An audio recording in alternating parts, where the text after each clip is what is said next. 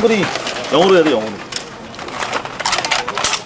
아, 이걸 그럼 나는 걸려? 어? 아니.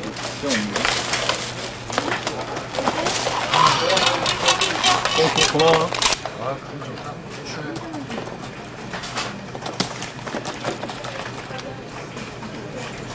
자, 먹어.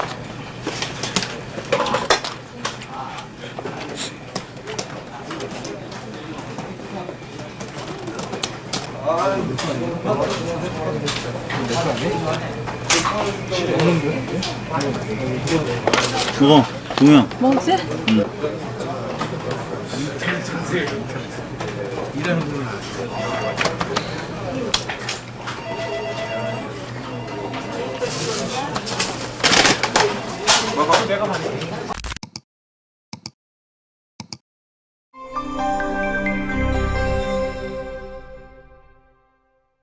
지난달 10일 미국의 핵 잠수함이 급부상 중에 일본 어선을 침몰시켜서 일본 열도가 그야말로 들고 일어났던 것을 기억하실 겁니다. 그런데 본사 취재 결과 3년 전 우리나라에도 똑같은 상황이 발생했었던 것으로 나타났습니다. 하지만 사고 처리는 판이하게 달라서 우리 측 어선이 가해자로 되어 있습니다. 이상호 기자입니다. 지난 98년 2월 11일 새벽 5시 반 부산 영도 앞바다 6마일 해상을 지나던 27톤급 연안어선 영창호는 부상 중이던 7,000톤급 미국 핵잠수함 라홀라호와 충돌했습니다. 배 밑부분에 큰 구멍이 뚫린 영창호는 순식간에 수직으로 가라앉았고 성장 정창수 씨와 선원 4명도 함께 바닷속으로 빨려 들어갔습니다. 갑자기 안 올라왔으면은 우리가 내다려 할 수 있는데 갑자기 올라오니까 뭐 어떻게 할 수가 없지요. 정 씨와 다른 선원들은 가까스로 사고 잠수함에 의해 구조돼 생명을 건졌습니다. 문제는 조사 과정입니다.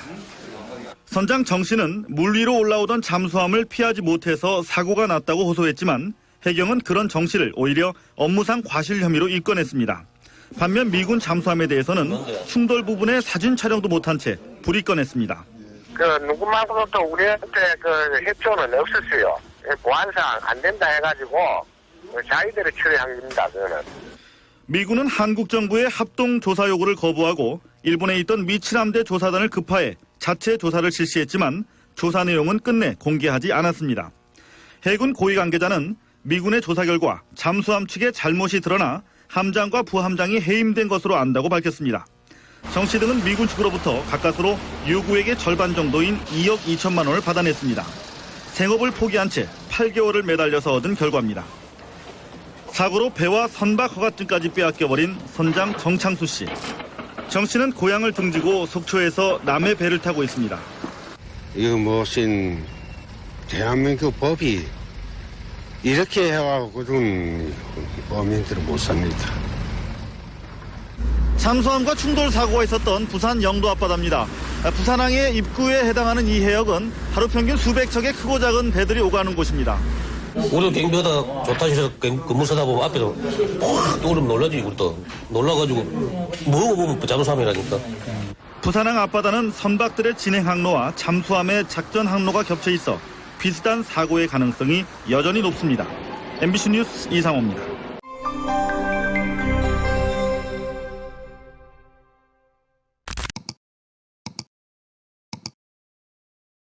지방선거로 전국이 떠들썩하죠. 2014년 6월 4일 밤이 저물고 있습니다. 이곳은 진도 팽목항, 세속이 시간이 비껴간 눈물과 비탄의 땅입니다.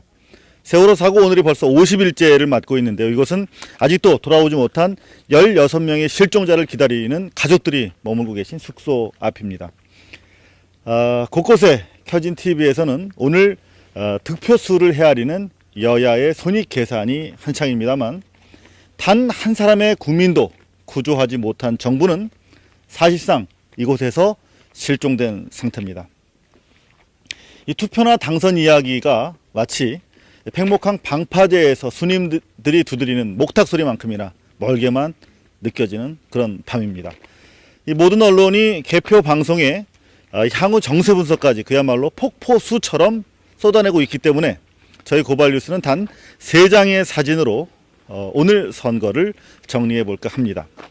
세월호 후폭풍으로 선거 전에 곤란을 겪었던 여당이 돌연 박근혜 대통령을 도와달라는 읍소 카드를 꺼내들었죠.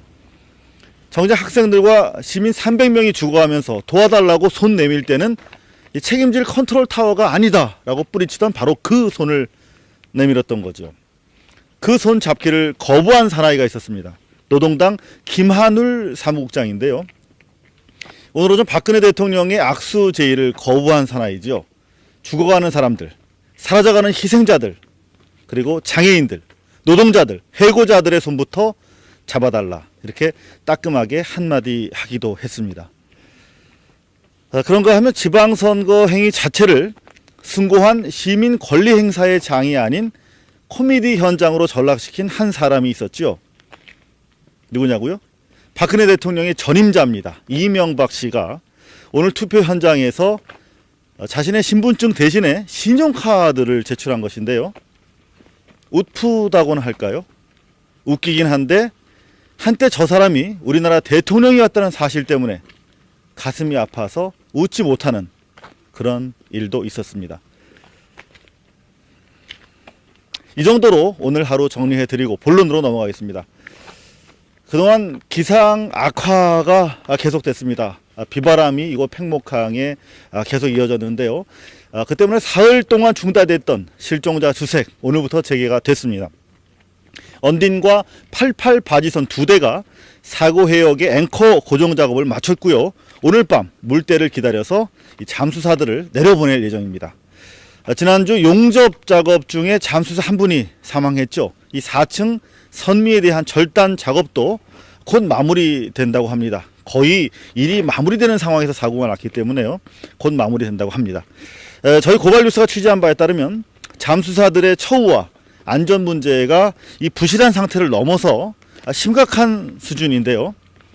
한때 잠수사들을 쫓아냈던 구조 당국이 숙련된 잠수사들을 다시 모집하기 위해서, 모셔오기 위해서 안간 힘을 쓰고 있다고 합니다. 멀쩡한 국가를 개조하겠다고 설치지 말고 당장 구조 활동을 위한 현장 지원부터 제대로 해주시길 바라겠습니다. 국정조사가 시작이 됐습니다. 90일간, 그러니까 3달 동안 계속될 텐데요. 늘 그랬던 것처럼 이번에도 기대할 게 별로 없을 듯 합니다. 왜냐면요, 그저께 국정조사가 시작되면서 첫 번째 순서였죠. 유가족들의 요구로 그 첫 번째 순서로 들어갔는데 여야 의원들이 이곳 팽목항을 방문하기로 했었거든요. 근데 여당 의원들이 가족들을 핑계로 대면서 오지 않았습니다. 세월호 악재가 선거전에서 번지는 걸 막기 위해서 거짓말을 한 것으로 드러났는데요. 이 때문에 시민사회와 유족들은 여야 간의 정치적 흥정 탓에 자칫 시간 끌기로 전락될 수 있는 국정조사보다는 유족들의 참여를 보장한 진상조사위원회 구성을 위한 특별법, 바로 그 특별법 제정에 힘을 쏟고 있습니다. 세월호 사고 가족 대책위 측은 1000만 명을 목표로 서명운동을 벌이고 있는데요. 700여 개 시민단체로 구성된 세월호 참사 국민대책위원회가 가세하면서 현재 100만 명을 훌쩍 넘어선 상태라고 합니다. 길거리에서 서명대를 보시면 많은 참여 바랍니다. 특별법 제정을 위한 서민운동이 전국에서 다발적으로 열리고 있는데요. 많이 좀 참여하셔야겠습니다. 그럼에도 불구하고 국정조사가 최대한 또 활용이 돼야 된다는 지적도 있습니다. 저희 고발뉴스로 침몰을 둘러싼 각종 의혹과 제보들이 그야말로 답지하고 있습니다. 합리적 의심에 기초한 의혹들이긴 한데요. 대부분 확인이 쉽지 않은 것들이 많습니다. 승객들을 대피시키고 구조할 수 있는 충분한 시간이 있었음에도 왜 그렇게 하지 않았는지, 왜 선원들만 마치 사전에 약속이나 한 듯이 콕 집어서 먼저 구조했는지, 왜 오렌지색 작업복을 입은 남자를 구하기 위해서 긴 시간을 허비했는지, 또 그 남자는 왜 마스크를 착용하고 있었는지, 그리고 그 사람의 신원은 왜 공개하고 있지 않는지, 그리고 지금 보시는 이 비상 탈출 버튼만 눌렀으면 자동적으로 구조 신호는 물론이고 탈출 방송이 나가는데도 왜 선원들은 0.1초도 걸리지 않는 이 스위치를 누르지 않았는지, 그리고 배에서 났다는 폭파음, 쿵 하는 폭파음이 일관되게 진술되고 있는데요. 또 학생들이 말하는 계란 냄새는 무엇인지, 왜 출항 직전에 선원들이 가기 싫다면서 애걸복걸했는지, 배에 실어서는 안 될 위험물질을 실었다는 의혹은 사실인지 저희도 최선을 다하겠습니다만 국회에서 앞으로 90일 동안 최소한 이 정도 의문은 밝혀주시길 바랍니다. 특히 많은 분들이 혹시 배에 핵폐기물이 실려 있었던 건 아니냐, 그래서 사실상 구조를 막았던 거 아니냐, 이런 의혹도 제기하고 계십니다. 그래서 저희가 어제 밤새도록 이곳 팽목항 일대를 돌았습니다. 특히 지금 보시는 승객 유리품 보관소 내부 등을 들어가서 돌면서 방사능 측정을 저희가 준비한 2가지 측정 장비로 했습니다. 일단 유의미한 방사능은 검출되지 않았습니다. 이 모든 의혹들에 대해서 국정조사 과정에서 보다 정밀하고 또 현실적인 조사가 이루어져야 할 것입니다. 세월호 참사 이제 50일이 지나갑니다. 1000명에 달하는 취재진들이 북적이던 이곳 팽목항, 이제는 저희 보신 것처럼 전경들 외에는 그야말로 인적이 드물 정도로 썰렁해졌습니다. 유가족들이 가장 듣기 싫어하는 말이 이제 그만 울라는 그런 얘기를 합니다. 그만 잊으라 하는 위로가 가장 싫답니다. 가족들은 국민들이 함께 우울해할 필요는 없겠지만 참사 원인을 밝히는 일에 함께 하겠다, 함께 기여하겠다, 이런 말을 듣고 싶다고 합니다. 여기는 팽목항 본항인데요. 보시는 것처럼 팽목과 조도를 오가는 여객선이 이제 운항을 시작했습니다. 운항이 정상화되면서 이제 옛 모습을 찾기 어려운데요. 여기 보시는 것처럼 실종자 16명을 기다리는 촛불만이 이렇게 홀로 밝혀져 있습니다. 촛불의 마음으로 저희 고발 뉴스도 함께 하도록 하겠습니다. 세월호 침몰 50일, 진실을 위한 싸움은 바로 지금부터입니다. 진실의 최대 적은 바로 망각입니다. 정부는 망각을 강제할 것입니다. 진실은 침몰하지 않습니다. 단 여러분의 인간적인 기억이 함께 해 주실 때만 그렇습니다. 세월호 사고 50일째, 지금까지 팽목항에서 전해드렸습니다.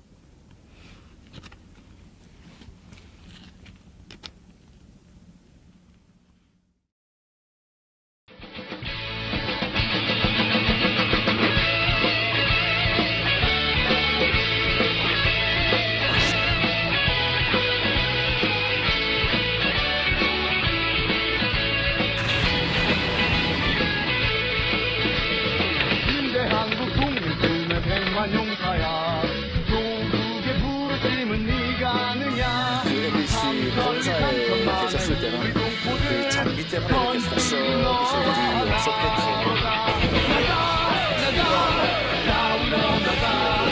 또 위원장한테 전화를 받으셔도 되는데 수사에 방해가 쳤다고 생각하지 않고요.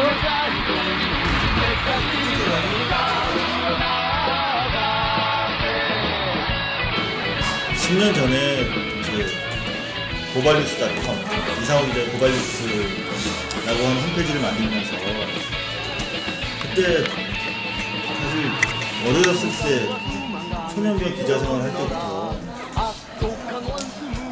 너무 많은 사람을 구속시켰거든요. 그리고 너무 많은 사람을 다치는 걸 봤고, 근데 내가 도대체 이 기자직을 왜 하는 건지 되게 회의가 됐더라고요. 그래서 내가 그 홈페이지에도 담아놓은 얘기지만 내 국민의 삶이래요. 그러니까 고발은 사람에 대한 증오가 아니라 사회에 대한 삶입니다.